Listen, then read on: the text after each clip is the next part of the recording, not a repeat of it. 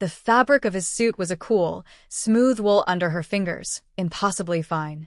Amelia adjusted the knot of his dark silk tie, her movements practiced and impersonal. It was a task she performed every morning, a strange intimacy forced by circumstance. She focused on the precise dimple beneath the knot, ignoring the heat that radiated from his collar, ignoring the weight of his stillness. His eyes were on her face. She could feel them, 2 points of intense pressure, but she refused to look up. To meet his gaze was to acknowledge the man, and she was here for the chair, for the logistics of a life lived on wheels. She was the 5th assistant to Dante Moretti in as many weeks. The agency had been blunt. The last one left crying, the one before that did not even finish her first day. They called him difficult. Impossible. A tyrant trapped in his own body. They did not mention the faint scent of cedar and gunpowder that clung to him, or the way his hands, resting motionless on the arms of his wheelchair, looked capable of terrible, precise violence. But Amelia needed this job. The salary was obscene, enough to cover her daughter Lily's specialist appointments and then some. Enough to give them a life, not just a survival. So she would not run. She would straighten his tie, manage his impossible schedule, and ignore the fact that she was working for the most dangerous man in New York. A man who had not taken a single step in 5 years. Amelia stepped back, her professional mask firmly in place. "Your 10 o'clock is waiting in the main conference room." Dante did not reply. He simply continued to watch her, his expression unreadable. His face was all sharp angles and shadows, a study in severity that his immobility did nothing to soften. If anything, it concentrated his power, forcing the world to come to him. The silence stretched, thick and heavy. It was a test. Everything with him was a test. "They have been waiting for 7 minutes," she added, her voice level. A flicker of something, maybe respect, maybe just annoyance, crossed his features. "Let them wait," he said. His voice was a low rumble, quiet but carrying an absolute authority that filled the cavernous penthouse office. "Bring me the Bellini file." She retrieved the file, a slim leather-bound folder, from his massive mahogany desk. As she placed it in his lap, her fingers brushed against his. The contact was brief, accidental, but it sent a jolt through her, sharp and unwelcome. His skin was cool, his stillness profound. She pulled her hand back as if burned. For the next hour, she worked from her own desk in the corner, a small island of organized calm in his world of silent, brutal tension. She scheduled payments to shell corporations, fielded calls from men with gravelly voices who never gave their last names, and declined a luncheon invitation from a city councilman. It was a world she had only read about, and she was navigating it with the detached efficiency of a surgeon. She could feel him watching her. He was always watching her. The men for the 10 o'clock meeting finally entered. 4 of them, all dressed in expensive suits that fit a little too snugly across their broad shoulders.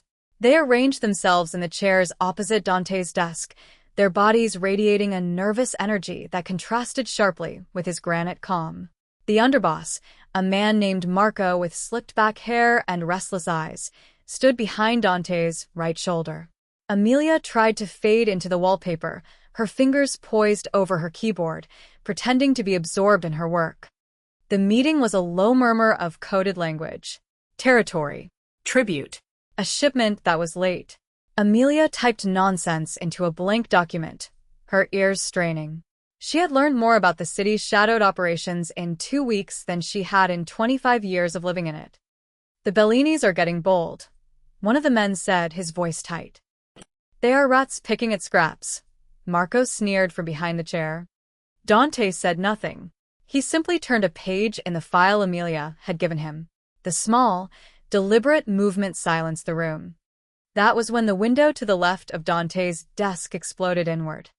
A shower of glass and a high-pitched crack echoed through the office. For a heartbeat, everyone froze.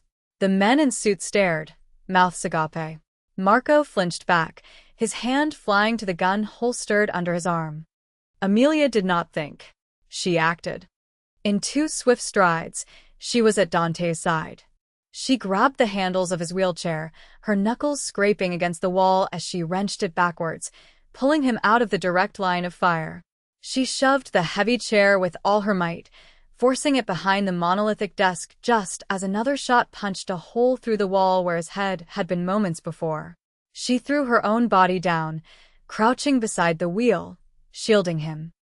The office erupted into controlled chaos. Dante's men moved with lethal speed, drawing weapons, shouting into phones. Marco was barking orders, his earlier swagger replaced by a raw fury. Through it all, Dante remained perfectly still. Amelia's heart hammered against her ribs, a wild drumbeat in the sudden, ringing silence after the initial attack. She was crouched on a priceless Persian rug, shards of glass in her hair, her sensible blazer covered in plaster dust. She could smell the acrid tang of gunpowder. And she was shielding a mafia boss from an assassin. Slowly, she looked up at him. His dark eyes were fixed on her, and for the first time, she saw something other than cold assessment in them. It was a raw, stark surprise. He had expected his men to protect him. He had not expected the quiet, efficient assistant to be the first to move. "Get up," he ordered, his voice dangerously soft. She rose on shaky legs, brushing dust from her skirt. The room was now full of his soldiers, a sea of dark suits and grim faces. Marco was on the phone, his face pale with rage. "Find them. I want their heads on a plate by midnight." Dante ignored him. He kept his eyes on Amelia. "You are fired," he said, the words cutting through the tension. She stared at him, bewildered. "What? This is not a game, Amelia. You have a daughter.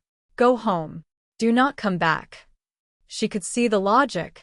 He was protecting her, sending her away from the danger she had just faced. Any sane person would have run. They would have taken the severance he would undoubtedly offer and never looked back. But Amelia was not just any sane person. She was a single mother with a mountain of bills and a daughter who deserved the world.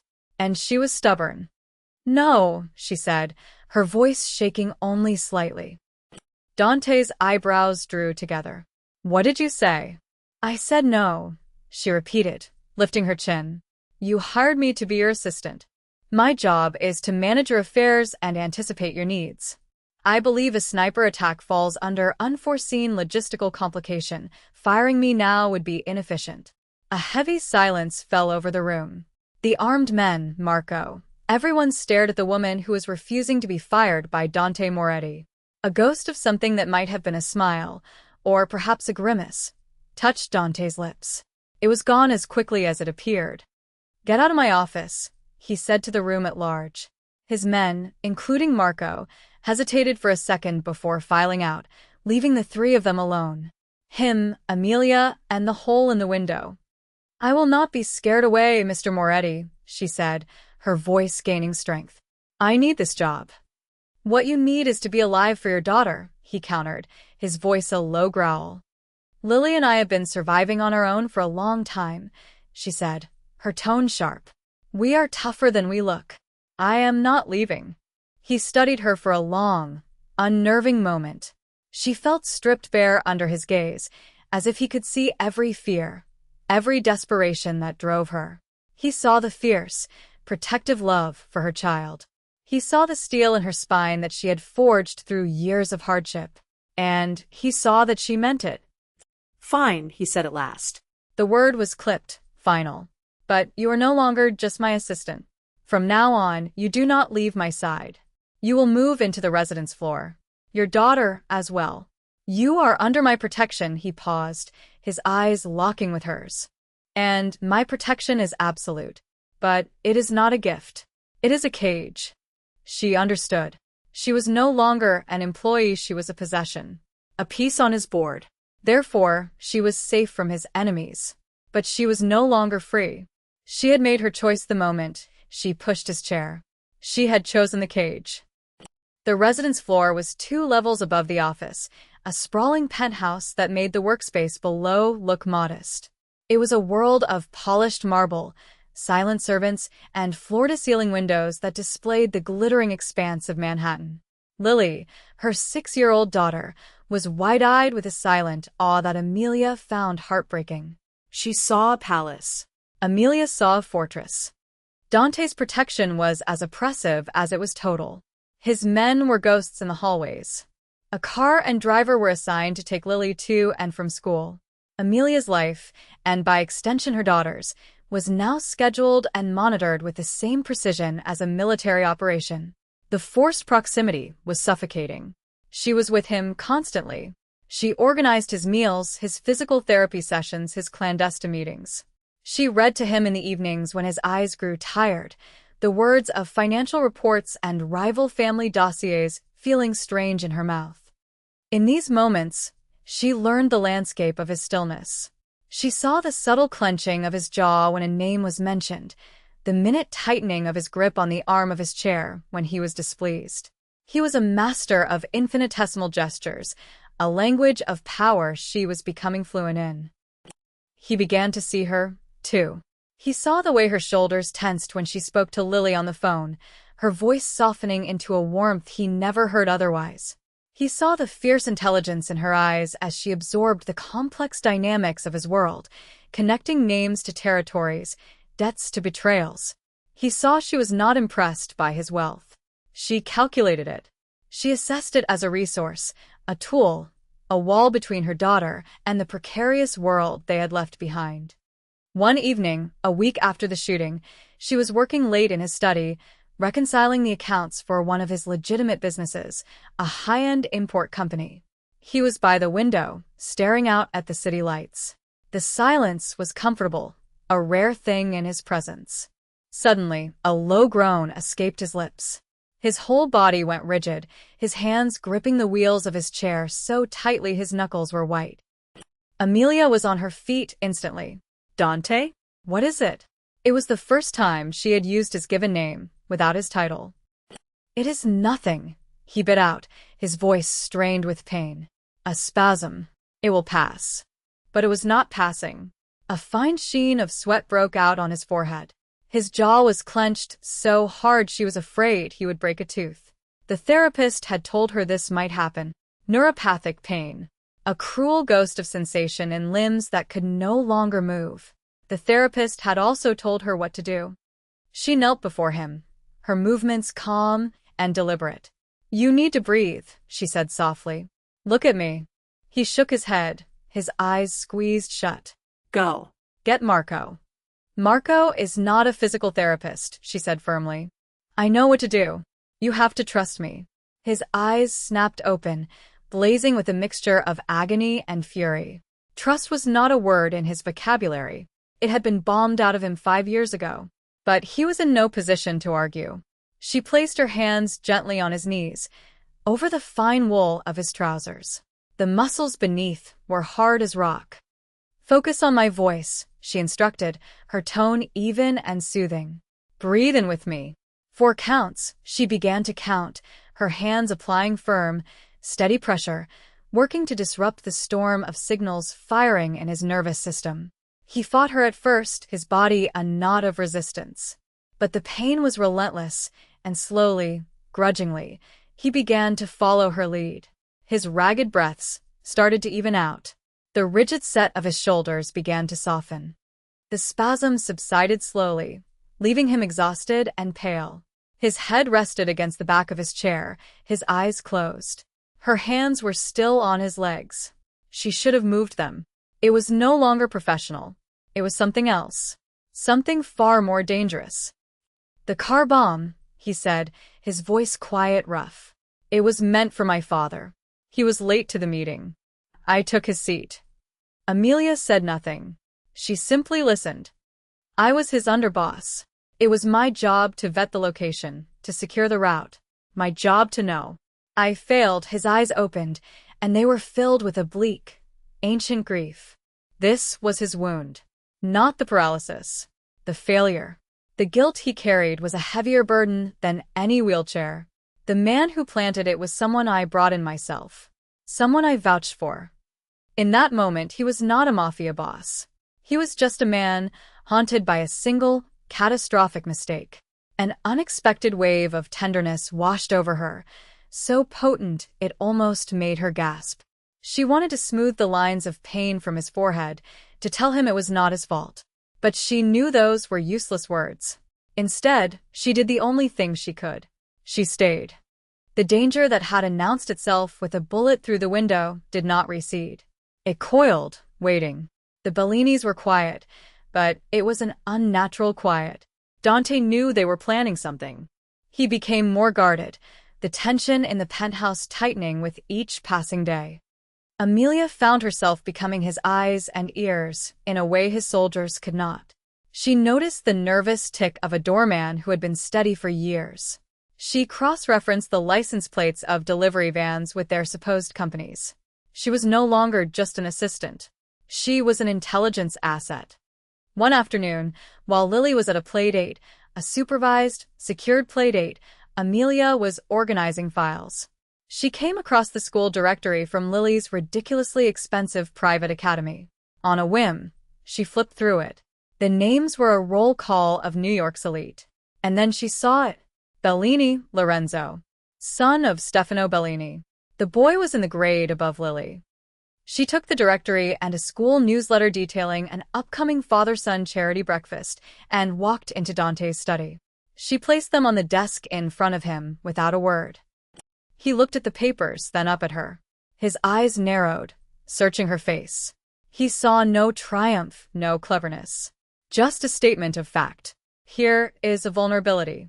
Here is a weapon. He picked up the phone. Marco. I have a new priority for our friend Stefano. Amelia had just handed Dante Moretti the means to threaten another man's child. She had crossed a line. She told herself it was to protect her own daughter, to end the threat before it could touch them. Therefore, she was no longer an innocent bystander caught in the crossfire. She was now an active participant in his war. And Dante looked at her in a way he never had before, with a dark, possessive approval that was both terrifying and thrilling. Dante's move was surgical. A quiet word, a photograph of the Bellini boy at the school breakfast delivered to his father. The message was unmistakable. You have access to my world. I have access to yours. The Bellinis went silent, this time for good. The immediate threat seemed to have passed, but Amelia knew it was only a temporary truce. In this world, every action created an equal and opposite reaction. The reaction came from within. It happened during a fire drill one evening. Alarms blared through the penthouse, shrill and disorienting. Dante's men moved with their usual efficiency, but there was a current of chaos Amelia had not seen before. Marco appeared at Dante's side, his face a mask of urgent concern. The main elevators are down, he said, his voice tight. We have to use the service lift. Something was wrong. The look in Marco's eyes was too sharp, too eager. Amelia remembered the nervous doorman, the delivery vans. Small things that did not add up. As Marco began to wheel Dante toward a narrow corridor, Amelia saw his hand drift toward the control panel of the service elevator. He was going to trap him. An accident during an evacuation. No witnesses. Wait, Amelia shouted, her voice cutting through the noise. She pointed wildly down the main hall. I see smoke. It is coming from the West Wing. It was a lie, but it worked. The two soldiers with them immediately turned, drawing their weapons and heading toward the supposed fire. The diversion created a precious few seconds of confusion. Marco's head snapped around, his face contorting in fury at the interruption. In that moment, Amelia grabbed Dante's chair and pulled it back, away from Marco, away from the service elevator. This way, she said, her voice low and urgent, wheeling him toward a reinforced stairwell door she knew led to a secure waiting area one floor down. Marco started toward them, his mask of concern gone, replaced by naked rage. But it was too late. One of Dante's most trusted men, an old soldier named Sal, rounded the corner and saw the scene. The underboss advancing on Dante, the assistant pulling him to safety. Sal's eyes narrowed, and he moved to stand between them, his hand resting on his weapon. The moment was broken. Marco was forced to back down, his face a thunderous mask. Later, when the all-clear was given, Amelia sat in Dante's study, her hands trembling. She had just openly defied the underboss. She had saved Dante's life. Sal had filed a report, but without proof, it was her word against Marco's. That night, she went to the security room, a place she was not supposed to have access to. The guard, a young man whose child's medical bills Dante had quietly paid, let her in. She found the footage. It was grainy, but it was there. Marco's hand hovering over the elevator's emergency stop. The murderous intent in his eyes. She had the proof. She could end him. She sat there for a long time, the mouse hovering over the delete button. Giving the footage to Dante would prove her loyalty. It would expose the traitor. But it would also force a public confrontation, a war within the family that could be bloody and unpredictable. Dante was powerful, but he was also vulnerable. A war was the last thing he needed. He needed to handle this his way. Quietly. Surgically. She took a deep breath and deleted the file. It was a morally gray decision, an act of calculated faith. She was not protecting Marco. She was protecting Dante's authority, giving him the space to be the predator she knew he was. He knew. The next day, he summoned her to the study. The room was silent, the air thick with unspoken words. Sal told me what he saw, Dante said, his voice flat. He saw me overreacting during a fire drill, she replied, her gaze steady. He saw you save my life. He wheeled his chair closer until their knees were almost touching. I also saw the security logs. You were in the control room last night for 11 minutes. Amelia's heart pounded, but she did not look away. I was. You saw him, he stated. It was not a question. She gave a single, sharp nod. Why? He asked, his voice a low whisper. Why erase it? Why not bring it to me? This was the moment. The precipice. It was not my place to start a war, she said, her voice barely audible. It is your place to finish one. He stared at her and the cold mask he wore cracked. A raw, unguarded emotion flooded his eyes. He reached out, his hand closing over hers where it rested on her lap. His touch was not cool this time. It was a brand. The silence that followed was the most honest conversation they had ever had. It was a confession. I see you.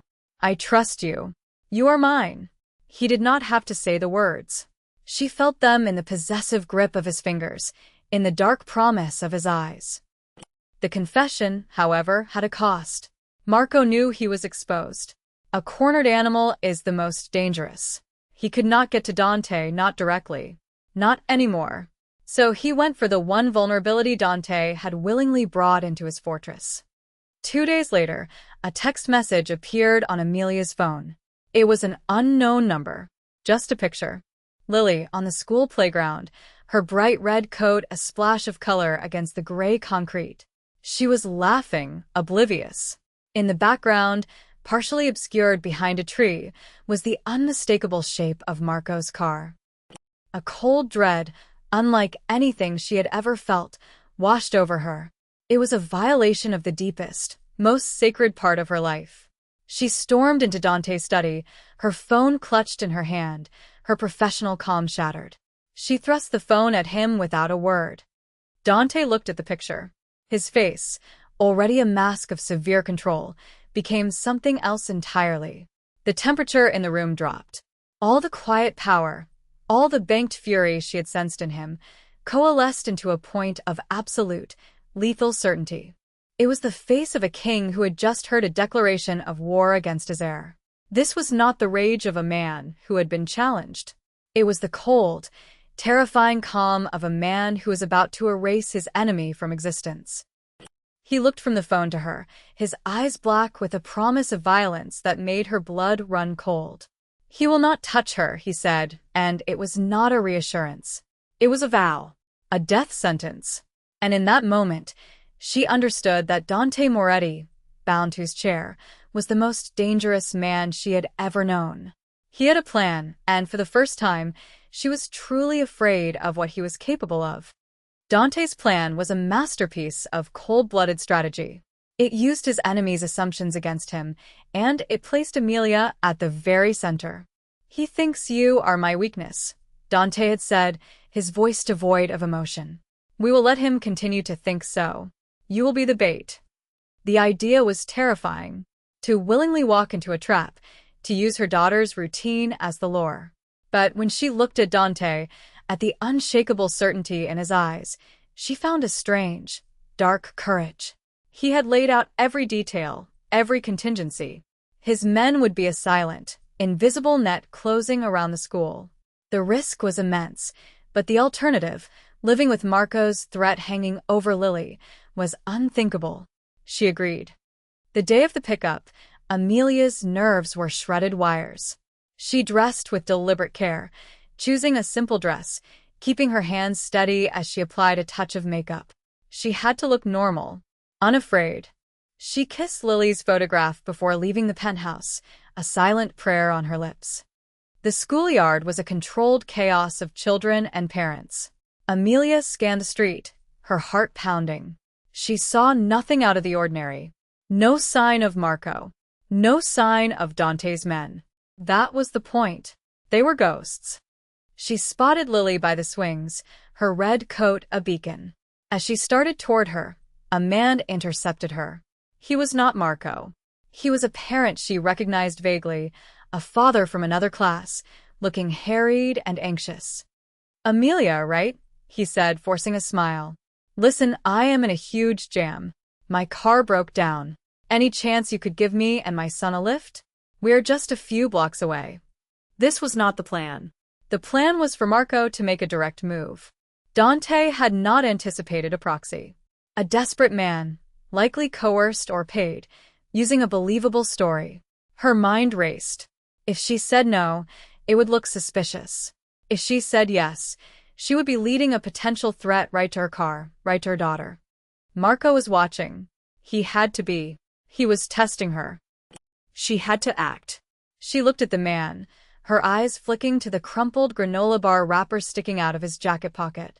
An idea, born of 1,000 playdate conversations and allergy lists, sparked in her mind.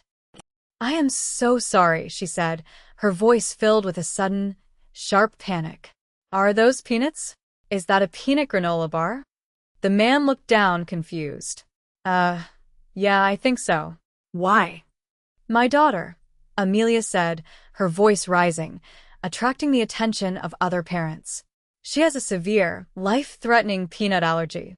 You cannot be near her with that." She did not wait for his response. She lunged forward, not at him, but at her own purse. She fumbled inside, her hand closing around the EpiPen she always carried for one of Lily's friends. It was a desperate, insane gamble. "He tried to give her peanuts," she screamed, holding up the EpiPen like a weapon. "Someone call 911. The man stared at her, his face a mask of pure shock. "What? I did not. I just asked for a ride." But the scene was already created. Parents were pulling their own children back. A teacher was running toward them. Amelia, feigning uncontrollable panic, tripped, stumbling into the man. In that moment of collision, she uncapped the EpiPen and jabbed it hard into his thigh, through the fabric of his pants. He yelped, a combination of surprise and pain, and then his eyes went wide as the dose of epinephrine hit his system. He staggered back, his heart beginning to race, his hands trembling. He was not allergic, but the sudden, shocking injection sent his body into chaos. He collapsed to the ground, gasping. The diversion was absolute. In the ensuing pandemonium, as parents and teachers surrounded the fallen man, a black van screeched to a halt at the curb. Two of Dante's men, dressed as paramedics, jumped out, but they did not go for the proxy. Their eyes scanned the street, and they saw it. A dark sedan, parked a block away, starting to pull out, trying to flee the scene. The van cut it off with a brutal finality. Amelia grabbed Lily, pulling her into a fierce hug, burying her daughter's face in her shoulder to shield her from the scene. She had done it. She had neutralized the immediate threat and exposed the puppet master. She had not been rescued. She had created the opening. That night, the penthouse was quiet. Lily was asleep, safe in her bed. Amelia sat in the study, a glass of water trembling in her hand. Dante wheeled himself in, stopping before her. Marco had been taken. The threat was over. "He is gone," Dante said. The words were simple, but they carried the weight of a finished war. Amelia just nodded, unable to speak.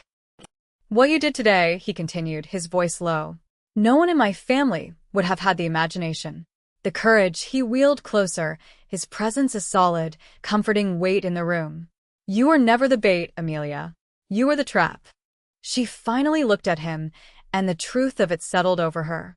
He had not just trusted her to survive. He had trusted her to win. He reached into a locked drawer in his desk and pulled out a small, velvet box.